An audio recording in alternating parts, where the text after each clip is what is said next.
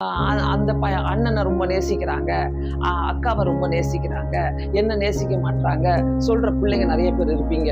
அதே மாதிரி கணவன் என்கிட்ட அன்பாவே இருக்க மாட்டாரு அப்படின்னு சொல்ல மனைவிமார்கள் நிறைய பேர் இருப்பீங்க. அதே மாதிரி கணவன்மார்கள் சொல்லுவீங்க, எல்லாத்தையும் வாங்கி கொண்டு வந்து போடுறேன், ஆனா என் மனைவிக்கு அன்பு செலுத்துறதுக்கே அதுக்கு தெரியல அப்படின்னு சொல்லி நிறைய பேர் சொல்லுவீங்க. நிறைய பேர் அன்புக்காக ஏங்குறவங்களும் இருக்கிறீங்க. அதே மாதிரி boyfriend love and girlfriend love இதை கொடுத்து தங்களுடைய வாழ்க்கையே அழித்து போட்டவங்க நிறைய பேர் இருக்கிறாங்க.